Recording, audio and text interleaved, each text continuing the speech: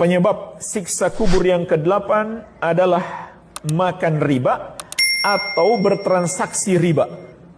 Jamaah sekalian, ini adalah dosa yang sangat besar, penyebab mendapatkan siksa kubur dan menanti juga siksa di padang mahsyar dan siksa neraka. Dan ini juga masih lanjutan hadis Samurah bin Jundub radhiyallahu anhu tentang kisah Nabi sallallahu alaihi wasallam dalam riwayat Bukhari dan Muslim, yang detailnya dalam riwayat Al-Bukhari. Ketika Nabi sallallahu alaihi wasallam dibawa oleh dua malaikat dan diperlihatkan kepada beliau berbagai macam bentuk azab kubur. Maka beliau bersabda, "Fantalaqna fa'ataina ala nahrin." Kami pun berangkat sampai kami tiba di sebuah sungai. Hasibtu annahu kana yaqul, rawi berkata, aku mengira beliau mengatakan, ahmar mithlid dam. Sungai itu berwarna merah seperti darah. Wa idza fin nahri rajulun sabihun yasbah. Ternyata di sungai itu ada seseorang yang sedang berenang. Wa idza ala syattin nahri rajulun qad jama'a indahu hijaratan katsiratan. Dan di tepi sungai itu ada seseorang yang mengumpulkan di dekatnya batu-batuan yang banyak. Batu-batu yang sangat banyak dia kumpulkan di dekatnya. Wa idza dzalika sabih yasbahu ma yasbah summa ya'ti 'ala alladhi qad jama'a indahul hijarah. Ketika orang yang berenang itu telah berenang ke sana kemari, pada akhirnya dia mendatangi orang yang mengumpulkan batu-batuan di tepi sungai tersebut. Fayafgharu lahu fahu fayulqimahu hajara. Ketika dia sudah sampai kepada orang itu, maka orang itu membuka mulutnya lalu menjejalkan batu-batu itu ke dalam mulutnya. Fayantaliqu yasbahu thumma yarji'u ilaihi kama raja'a ilaihi. Setelah itu dia pun berenang kembali lalu balik lagi ke orang itu. Maka faghara lahu fahu fa'alqamahu hajaran. Dia pun kembali membuka paksa mulutnya, kemudian menjejalkan batu-batu itu kembali. Qala, lalu Nabi sallallahu alaihi wasallam mengatakan, qultu lahuma, aku berkata kepada dua malaikat itu, ma hadzani, siapa kedua orang ini yang disiksa dan yang menyiksa? Qala li intalik. Malaikat itu mengatakan berangkat lagi. Kemudian di akhir hadis malaikat berkata, wa ammar rajulul ladzi ataita alaihi yasbahu fin nari wa yulqamul hajar fa innahu akilur riba.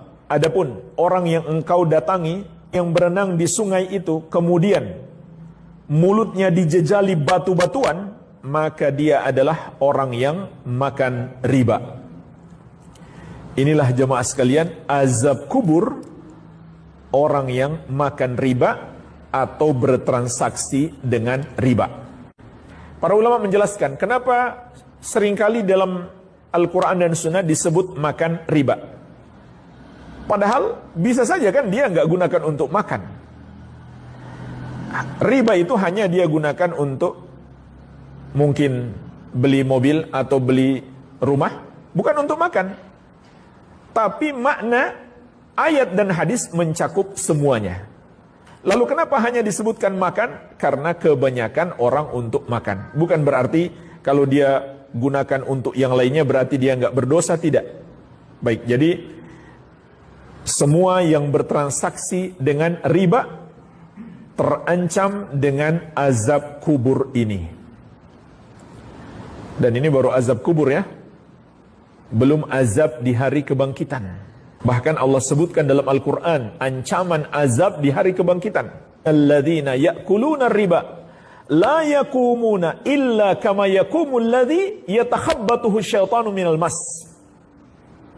Sesungguhnya orang-orang yang makan riba tidaklah mereka bangkit dari kuburnya kecuali seperti orang gila yang kerasukan setan. Orang yang terkena penyakit gila karena kerasukan setan.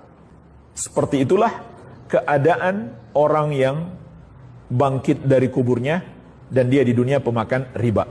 Iya, belum lagi azab neraka. Sampai-sampai jemaah sekalian, Imam Malik rahimahullahu ta'ala pernah mengatakan,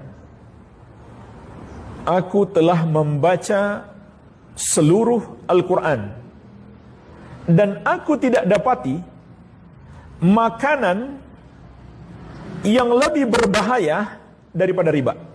Karena Allah mengumumkan perang terhadap orang yang melakukannya. Fa'adhanu biharbi minallahi wa rasuli. Kalau kamu tidak tinggalkan riba, maka Allah dan Rasulnya mengumumkan perang terhadapmu. Tapi hari ini apa yang terjadi? Orang yang bekerja di lembaga-lembaga ribawi itu, mereka dianggap hebat, dianggap pekerjaannya mulia karena gajinya besar. Orang yang punya mobil rumah mewah dari hasil riba dianggap hebat. Subhanallah.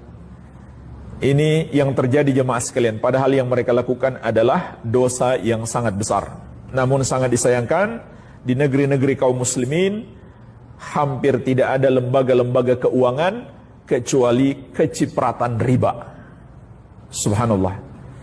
Dan tentang hadis siksa kubur bagi pelaku riba tadi, ada penjelasan Imam Ibnu Hubairah yang dinukil oleh Ibnu Hajar dalam Fathul Bari.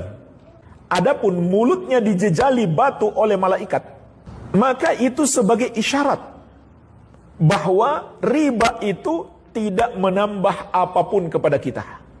Hartanya bertambah, tapi Allah menghilangkan keberkahannya. Jadi hanya terlihat saja hartanya bertambah, tapi itu musibah bagi dia. Yang bertambah adalah musibah dan malapetaka, bukan hartanya. Kata Allah, yamhaqullahu riba wa yurbis sadaqat. Allah menghilangkan keberkahan riba dan mengembangkan sedekah.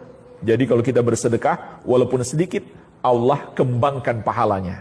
Sedangkan riba, walaupun terlihat banyak, Allah hilangkan